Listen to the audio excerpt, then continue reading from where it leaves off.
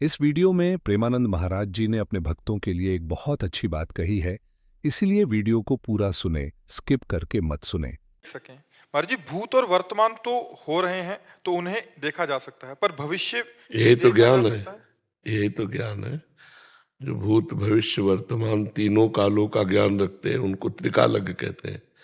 वो है जैसे भगवान शंकर, ईश्वर कोटि के जो महापुरुष हैं वो त्रिकालज्ञ हैं।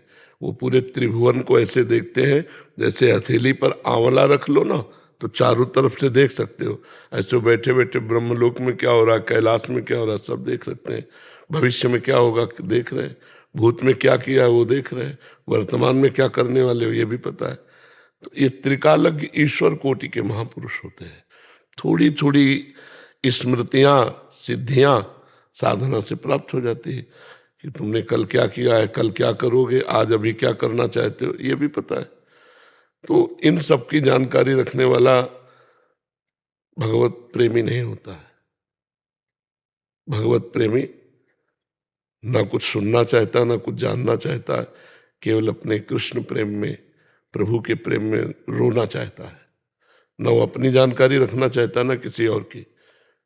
सुने न काहू की कही, कहे ना अपनी बात, नारायण व रूप में मगन रहे दिन रात। वो अपने प्रभु की याद स्मृति में सब विस्मृति करके, न भूत की, न भविष्य की, न वर्तमान की। ये भूत भविष्य वर्तमान है तो माया ही है ना बच्चा। तो साधना का क्यों नहीं, माया की याददाश्त के लिए कि भगवान की याद के लिए। साधना किसकी होती है? भगवान के लिए। तो गलत कदम हो गया ना, फिर अंदर अहंकार ही आ जाएगा, त्रिकालज्ञ हो, फिर फंस गए माया में। इसीलिए जिद्द सिद्ध पेरे बहुआई, बुद्धि लोभ दिखावे भाई, होए बुद्धि जो परम सयानी, तिन तन चितई ना नहीं जानी। चतुर खिलाड़ी वही है जो रिद्धियों सिद्धियों के चक्कर में न फंस के भगवान से प्रेम प्राप्त करता है। त्रिकालज्ञ होते हैं, ईश्वर कोटि के महापुरुष है, वो तीनों कालों का ज्ञान रखते हैं। त्रिकालज्ञ का मतलब यही होता है कि आगे क्या होने वाला उनको पता है। उनके लिए भविष्य नहीं, उनके लिए वर्तमान है, भविष्य भी, भूत भी। जैसे वर्तमान में हम तुम्हें देख रहे हैं ना, ऐसे भविष्य को भी देख रहे हैं, भूत को भी देख रहे हैं, तभी तो त्रिकालज्ञ है। तुम त्रिकालज्ञ होते तो प्रश्न क्यों होता है? प्रश्न तभी उठता है जब आप त्रिकालज्ञ नहीं है। आपको बड़ा अजीब लग रहा है कि भविष्य को कैसे जान गए, भविष्य में क्या होने वाला है वो कैसे जान सकते हैं? तो कोई अल्पज्ञ क्या, वो त्रिकालज्ञ हो, तीनों कालों का ज्ञान रखते हैं। जो परम सिद्ध हो चुका है उसके लिए तीनों कालों का ज्ञान कोई दुर्लभ थोड़ी है। पर हमारी तुम्हारी उतनी गति नहीं है ना, तो लगता है ऐसा कैसे हो सकता है। ब्रह्मलोक में क्या हो रहा है उनको पता है, अभी हमारे घर में क्या हो रहा है हमको पता नहीं। तो हमारा ज्ञान बहुत सीमित है ना, वो असीम ज्ञान वाले हैं, तो हमारी बुद्धि उनको कैसे पहचान सकती है। और इससे भी परे है कि प्रिया प्रीतम क्या कर रहे हैं। जो इन सिद्धियों का त्यागी है वो ये बात जानता है हमारे श्री कृष्ण इस समय कौन सी लीला कर रहे हैं। वो उसमें डूबा, कभी रुदन करता है, कभी हंसता है, कभी सब। अब यहां बैठे बैठे उस निकुंज में क्या हो रहा है, आप कहोगे क्या निकुंज, कौन सा निकुंज, कहाँ निकुंज, तो वहां गति नहीं तो कैसे जानोगे। हम लोग बहुत सीमित ज्ञान वाले हैं, भगवान बड़े असीम है। तो जब चित्त भगवान से जोड़ा जाता है तो असीम ज्ञान आने लगता है। तो कोई आश्चर्य की बात थोड़ी है जी। डॉक्टर शालू जी, लखनऊ से। राधे राधे महाराज जी। राधे राधे महाराज जी। महाराज जी, मेरे पति मथुरा के हैं, और जब मेरी लड़ाई होती है तो मेरे गुस्सा होने पर तत्काल बोलते हैं कि और तो सब ठीक है, बस तुम ब्रिजवासियों की इज्जत नहीं करती, तुम्हारी कृपा यहीं रुकी है। महाराज जी, क्या ब्रिजवासियों को काम, क्रोध, लोभ, झूठ, धोखा आदि किसी नहीं, का कोई नहीं, नहीं, उनकी बात मानो, उनकी बात मानो। गुस्सा मत करो, उनको भगवान के पार्षद मानो, उनको प्यार करो, काहे को गुस्सा करती हो। मनुष्य जीवन गुस्सा करने के लिए मिला है क्या? मनुष्य जीवन प्रेम के लिए मिला है। और प्रेम होता है सामने वाले के सुख को देखना, अपने सुख को देखना स्वार्थ होता है। सामने वाले से अपने सुख की चाह करना काम होता है, राग होता है, मोह होता है, आसक्ति होती है। लेकिन प्रेम नहीं होता। प्रेम होता है जिससे हम प्रेम करते हैं उसको अनुकूलता देना, उसको सुख देना। समझ रहे ना? हमको मानना है कि मेरा पति मेरे लिए भगवान है, मैं और किसी भगवान को प्रसन्न नहीं करना चाहती, अपने प्रभु को प्रसन्न करना चाहती है जो पति रूप में है। अभी सारी समस्या का समाधान हो गया। वो नाराज क्यों हो? क्यों नाराज हो? वो हमारे आराध्य देव हैं, हम उनसे नाराज कैसे हो सकते हैं? हमको उनके अनुकूल होना है। वो नाराज है तो हमको वो चाल चलनी कि वो नाराज ना हो, वो हमसे प्रसन्न हो, अभी जीवन आनंदमय हो जाए। तो यहाँ प्यार का नाटक करते हैं अपने सुख के लिए, इसे काम कहते हैं, इसे प्यार नहीं कहते। प्रायः लोग प्यार का अर्थ काम ही ले रहे हैं। प्यार बहुत विशुद्ध वस्तु है।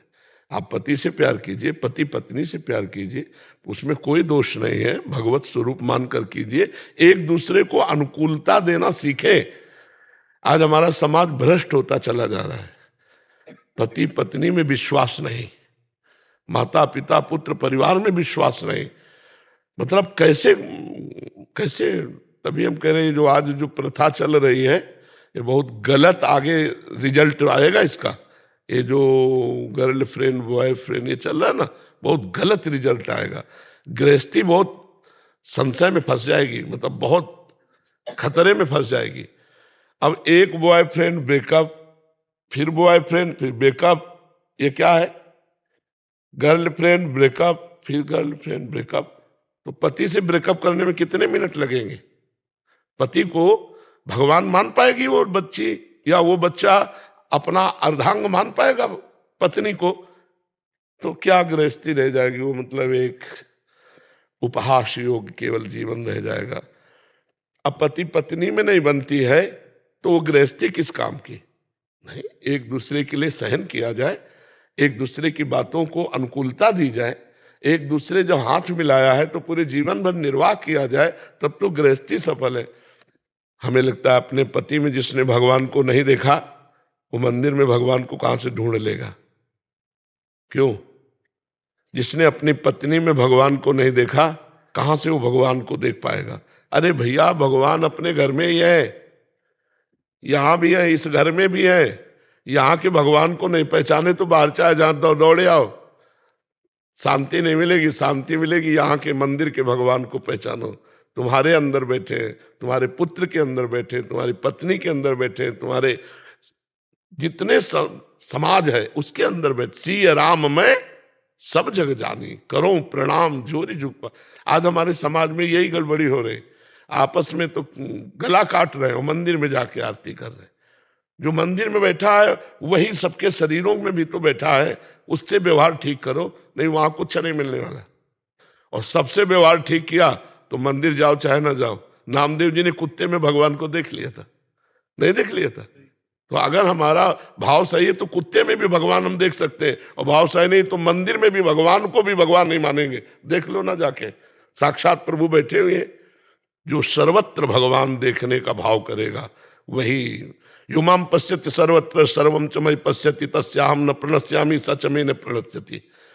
तो आप क्षमाशील बनो और पति से प्रेम करो। प्रेम का मतलब होता है पति के अनुकूल चलना। महाराज जी, साधन वैराग्य सेवा कोई भाव नहीं है मेरे में, मेरा उद्धार कैसे हो? राधा राधा राधा, निरंतरता और अनन्यता कैसे महाराज जी? सब आ जाएगी। शुरू तो करो, कदम तो बढ़ाओ। एक गुरुजी ने एक शिष्य को टार्च दी, यमुना नहाने जा रहे तो टार्च बिल्कुल ऐसे दीपक सी जल रही थी। बोले गुरुजी एक कदम दिखाई देता? बोले बस एक कदम देख कर रखता जा, यात्रा पूरी हो जाएगी। हो जाएगी नहीं? अब तुम सोचो वहीं से सीधे यमुना जी प्रकाश मारे तो अपनी सखी से कह दीजिए महाराज जी, आपकी तो सखी है राधा जी, किशोरी जू। अरे वो आपके अंदर बैठे ही सुन रहे, आप बात करो ना उनसे, प्रार्थना करो, राधा नाम का फोन नंबर लगाओ और बात कर लो। राधा राधा राधा राधा सबके हृदय में बैठे हुए, वो यही तो हम भूल कर रहे हैं। हम सोचते हैं कि और कहीं भगवान मिलेंगे, यही बैठे सबके हृदय में बैठे हुए। अभी पांडे जी अहमदाबाद से। महाराज जी। महाराज जी आपके चरणों में कोटि कोटि प्रणाम। महाराज जी, आपका दास एक शिक्षक के रूप में अपनी सेवा दे रहा है। मैं श्री जी की कृपा से 11वीं 12वीं कक्षा के बच्चों को पढ़ाता हूं और उन्हें पढ़ाई के साथ साथ सत्संग की सार बात बताता हूं, नाम जप करने की प्रेरणा देता हूं। पर महाराज जी, मैं स्वयं कई बार आपकी आज्ञा का उल्लंघन कर बैठता हूं। मुझे खुद कभी कभी कम उम्र में मिली कंचन और कीर्ति के प्रति आकर्षण और सुख बुद्धि हो जाता है। फिर मन में ये सलाह देता है कि तू चर्चा करना का अधिकारी ही नहीं है। तो महाराज जी, मेरा प्रश्न है, क्या श्री जी हमारे इन दोषों को क्षमा करती हैं? उत्तम बात है बच्चा कि हम दूसरे को जो उपदेश करते हैं पहले हमें अपने आचरणों में उतारना चाहिए। अगर हम अपने आचरणों में नहीं उतारते तो फिर इसी को तो पाखंड कहते हैं। तो ठीक नहीं रहेगा ना। हम पहले अपने आचरणों को ठीक करें तो अच्छा रहेगा। अच्छे बच्चे हो, कम से कम अपनी गलतियों को देख पा रहे हो आप, बहुत अच्छे हो। और कंचन कामिनी के प्रति पूरा विश्व का आकर्षण है। नाम जप के द्वारा, भजन के द्वारा हम इस आकर्षण पर विजय प्राप्त करेंगे। दिमाग से आकर्षण जाएगा नहीं जब तक भजन नहीं करोगे। ये छोटा मोटा आकर्षण थोड़े, ये ऋषि मुनियों को भी परास्त करता है। तुम तो अभी बच्चा हो, तो नाम जप करो और गंदी बातों को, जो तुम जानते हो कि गंदी बातें, वो मत करो। महाराज जी, जैसे कि जब हम ऐसे प्रेरणा देते हैं ना, जब सत्संग करते हैं ना, तो ऐसे मन में ऐसा लगता है कि लोग माने ऐसा, लेकिन कभी कभी ऐसा डर लगता है कि अगर हमसे कोई गलती हो गई तो कोई ऐसा ना कहे कि श्री जी का जन होकर तो ऐसे कृत्य करता है, तो मेरे पे उंगली की श्री जी पे उंगली ना उठे। बिल्कुल बिल्कुल, ये बिल्कुल अच्छी बात है। और भगवान कृपा करे आपकी बुद्धि ऐसे ही बनी रहे। ये डर जरूर रहना चाहिए कि हम जैसे नीच हैं तो हैं, लेकिन हमारे गुरु को कोई गाली न दे, हमारे इष्ट को कोई गाली न दे, हमारे द्वारा ऐसा कोई आचरण न बने। ये जिंदगी भर डरते रहे। ये हम, एक ने पूछा था कि आपको डर है, तो हम कहा एक बात का डर है कि हमारे द्वारा कोई ऐसी गलती ना हो जाए जो कोई हमारे इष्ट को और गुरु को गाली दे। ये देखो उनके चेला है, देखो ये भगत बनते थे, हमारे भगवान को, हमारे गुरु को कोई गाली दे, ऐसे हमारे आचरण कभी ना हो। ये भगवान से प्रार्थना कि हमको बचाते रहो, ऐसा कोई ना करे। ये अगर बना रहेगा ना तो बहुत अच्छे व्यक्ति बन जाओगे आप। ये डर बना रहना चाहिए, ये डर बना रहना चाहिए। और जो डर भी रहता है बट फिर भी गलती हो जाती है, फिर जलन होती है, फिर हाँ, इसी तरह एक दिन ऐसा दुख आएगा, ऐसी जलन पैदा होगी कि आपसे गलती होगी नहीं। अभी वो दुख, वो जलन जब असहनीय दुख हो जाएगा कि अब नहीं, बस उसी दिन आपके अंदर भागवतिक पावर आ जाएगा कि अब नहीं, मर चाहे जाऊं, अब ये नहीं करूंगा। फिर वो नहीं होगा जीवन। क्या हम चर्चा कर सकते हैं श्री जी की? उपदेश और चर्चा में क्या अंतर है? चर्चा में होता है दो प्रेमी मिलकर अपने प्रीतम की चर्चा करना। उपदेश में होता है कि जो हमने सुना है, पढ़ा है, वो दूसरे के सुधार के लिए बोलना। चर्चा में जो होता है वो दो प्रेमियों की परस्पर प्रीतम वार्ता होती है। मत चित्ता मदगत प्राणा बोधयंता परस्परम कथयंत च माम नित्यम तुष्यंत च रमंत च। ये प्रेमी जनों की बात। और उपदेश होते हैं जो हमने सुना है, जो हमने पढ़ा है, तुम्हारा मंगल हो जाए इसलिए हम आपको उपदेश करते हैं। पर यह क्षमता उसी की होनी चाहिए जो अपना मंगल कर चुका है।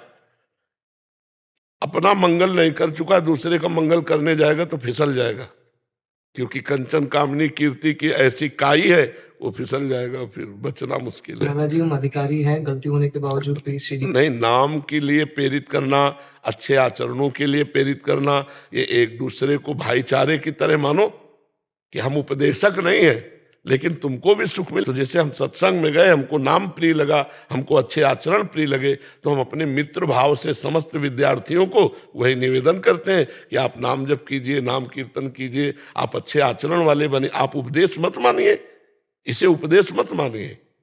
उपदेशक बनने के लिए योग्यता चाहिए, लेकिन हमने सुना है और वो हम आपको बता रहे हैं, आप मानो या ना मानो, तो इसमें कोई बड़ी बात नहीं है, इसमें कोई दोष नहीं है। ध्रुपद जी अमेरिका से। राधे राधे श्री हरिवंश। महाराज जी, आपके चरणों में कोटि कोटि प्रणाम। महाराज जी, आपने पूरा संसार में राधा नाम का प्रेम और आनंद दिया है। हम जैसे सामान्य जीव आपको क्या दे सकते हैं जिससे आपको प्रसन्नता हो? आप राधा राधा कहें, स्वस्थ रहें, भगवान की प्रसन्नता के पात्र बने, यही हमारी भेंट है। आप स्वस्थ रहें, आप सुखी रहें, आप सदाचारी बने, आप भगवान के प्रिय बने, यही हमारी भेंट है। हम भगवान के सेवक हैं। हमारा कार्य है सबको भगवत स्वरूप का स्मरण कराना, सबको सच्चे मार्ग पर चलाना। अगर आप सच्चे मार्ग में चले तो हमारी सेवा बन गई, हमें स्वामी की कृपा प्राप्त होगी। बस यही हमारा लक्ष्य है। हमें और किसी से कोई धन्यवाद, थैंक यू, ये सब नहीं चाहिए। हमें एक ही बात चाहिए, आप प्रसन्न हो, आप सुखी हो, आप अच्छे आचरण वाले हो, हमारे वचनों से आपका कुछ परिवर्तन हुआ तो हम अपने जीवन को धन्य मानते हैं, हम अपने स्वामी की सेवा कर पाए, बस इतनी बात है। नहीं, सबका धन्यवाद एक ही जगह जाना चाहिए, भगवान के पास। उनका धन्यवाद है कि आपको वाणी सुनने को मिली, हमारे लिए उनका धन्यवाद है कि हमें सेवा दी। बस उनकी कृपा है तो ये हो रहा है। नहीं, लाख प्रवचन करो, सामने कोई परिवर्तन नहीं होता। लाख प्रवचन सुनो, अपना कोई परिवर्तन नहीं होता। इसमें मूल भगवान की कृपा है, हमारे ऊपर भी और आपके ऊपर भी। तो दोनों भगवान की जय बोले और अच्छे मार्ग के पथिक बने। जी। उत्सव सिंह जी, सुल्तानपुर। राधे राधे। राधा वल्लभ श्री हरिवंश महाराज जी। महाराज जी, साधक को अपने अहंकार से मुक्ति पाने के लिए क्या मार्ग अपनाना चाहिए? क्या बिना गुरु कृपा से अहंकार से मुक्ति संभव है? नहीं,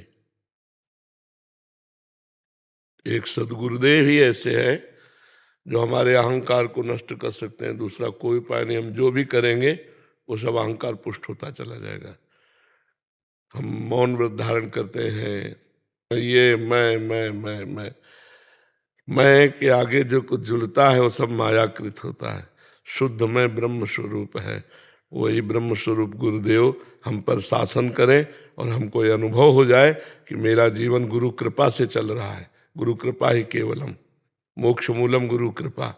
मेरे द्वारा जो भी साधन हो रहा है गुरु कृपा से हो रहा है, तो अहंकार शांत हो जाएगा। महापुरुषों की संगति, भगवत प्रेमी महात्माओं की संगति से ही अहंकार नष्ट होता है। तिनकी संगति रहत जाति कुल मद सब नंसय, संत सेवक सदा भजत जय श्री हरिवंशय। जो प्रभु के भजन में निरंतर डूबे हुए हैं, ऐसे महापुरुषों के संग से अहंकार गलित हो जाता है। कहते हैं ना, जो ऊंट पहाड़ के नीचे जाता है तो अपनी उसकी लंबाई का अहंकार नष्ट हो जाता है। ये पहाड़ जैसे महापुरुष हैं, द्वंद्वों को जीत करके जो स्वरूप में स्थित है। तो हमारे छोटे मोटे साधनों का जब अहंकार होता है, इनके समीप पहुंचते हैं, वो सब चूर चूर हो जाता है। तो भगवत प्रेमी महात्मा सदगुरु का आश्रय ही अहंकार को नष्ट करता है। नहीं तो हर साधन अहंकार पुष्ट हो जाता है, हर साधन में अहंकार पुष्ट हो जाता है। सबसे बड़ी बात तो ये है ना, अहंकार बहुत सूक्ष्म वस्तु है और बड़ी ऊंचाई से है। संस्कृति मूल सूल प्रदनाना, सकल शोकदायक अभिमाना। ब्रह्म मूल प्रकृति, त्रिगुणात्मिका प्रकृति, महातत्व अहंकार, फिर पूरा सृजल है इसी से। तो बहुत नजदीक है ब्रह्म के ये अहंकार, और यही अहंकार नष्ट हो गया तो काम बन गया। भजन तभी माना जाएगा आपका परिपक्व हुआ जब देहाभिमान गलित हो जाए, देह भाव गलित हो जाए, व्यवहार शून्य जीवन, परमार्थ में जीवन, जिसका व्यवहार परमार्थ में हो गया है, भगवत स्वरूप जीवन। ये अहंकार रहित महापुरुष की स्थिति, जहाँ निर्माण अमोहा जित संग दोषा, अध्यात्म नित्या विनिवृत्त कामा, द्वंद्व विमुक्ता सुख दुख संगई, गच्छन्त मूढ़ा पद्मभ्यम तत्। जो मान रहित है, मोह रहित है, किसी भी संग का दोष जिसके ऊपर प्रभाव नहीं पड़ता, वस्तु व्यक्ति स्थान कोई अपना प्रभाव उसके ऊपर नहीं डाल सकते, वो असंगो हम पुरुषा की जिसे सिद्धि हो चुकी है। अध्यात्म नित्य, नित्य आत्म स्वरूप में स्थित है। विनिवृत्त कामा, समस्त कामनाएं से रहित हो चुका है। द्वंद्व विमुक्ता, मान अपमान निंदा स्थिति जिसके लिए समान हो चुकी है। सुख दुख में जो समान भाव, वो ज्ञानी महापुरुष परम पद का अधिकारी है। जो अमूढ़ है वो ज्ञानी महापुरुष परम पद का अधिकारी है। तो बिना गुरु कृपा के तो हमें लगता है कि अहंकार नष्ट होने का कोई उपाय ही नहीं है। और यही है संस्कृति का मूल। ये खत्म हो गया तो जीवन मुक्त हो गया, फिर क्या है? जो जीवन मुक्ति है, जो विदेह स्थिति है, वो इसी बात की तो है कि अहंकार गलित हो गया है, देहाभिमान गलित हो गया, वो विदेह मुक्त है। नाम जप करो और संतों का संग करो। स्वामी कृष्णानंद जी महाराज, आंध्र प्रदेश से। स्वामी जी महाराज जी, वेदांत शास्त्र पाठक जी और आचार्य श्री रामकृष्ण परमहंस जी का परंपरा का आदर्श और उड़िया बाबा श्री रमन महर्षि जैन गोविंदका जी राधा बाबा के विचारों से प्रेरित हैं। राम सुखदास जी महाराज जी से मिले हैं। और महाराज जी, श्री रामकृष्ण महाराज जी के जो बोधन, जो पराभक्ति और जो आपकी राधा भक्ति, श्री मधुसूदन सरस्वती जी की कृष्णात् परम किमिति तत्त्वम् जानी, वेदांत में कह रहे हैं कि निर्विकारता और कठोरता है, सरसता पराभक्ति। निर्विकारता से रसो वै सहा, रसम ह्याम लब्ध्वा आनंदी भवतु। साधना में निरंतरता का बारे में संदेह पूछा पहले सेंटेंस में। निरंतरता, हाँ, साधना में और आगे बढ़ने के लिए जो अभी कहा आप, असंग शस्त्रेण दृढ़ेन चित्वा, और उसके बाद वो उस पर स्थित होने, आत्मनिष्ठ और ब्रह्मनिष्ठ में बिल्कुल लग जाने के लिए जी पराभक्ति का जो आश्रित लेने से जी बहुत बढ़िया उपाय होगा, ऐसा जी। कुछ उपाय देने। महाराज जी, आसक्ति अगर साकार उपासक है तो इष्ट के नाम रूप में आसक्ति, और निराकार उपासक है तो स्वरूप आसक्ति। देहासक्ति का नाश, इंद्रियजन्य भोगों के प्रति वैराग्य, और मन का जो संकल्प विकल्प रहित हो जाना है। और अपने जैसे देवर्षि नारद जी ने भक्ति सूत्र में लिखा, तन्मया ब्रह्मविद ब्रह्म भवति। स्वरूप में आसक्ति का मतलब है अन्यत्र से पूर्ण चिंतन शून्य हो जाना। अगर वेदांत शास्त्र के अनुसार तो चिंतन रहित हो जाना ही स्वरूप स्थिति है। अंतःकरण में बुद्धि का निश्चय खत्म, मन का संकल्प विकल्प खत्म, अहम की वृत्ति जो अंतःकरण की है वो लय को प्राप्त हो रही है, और चित्त चिंतन शून्य हो गया है।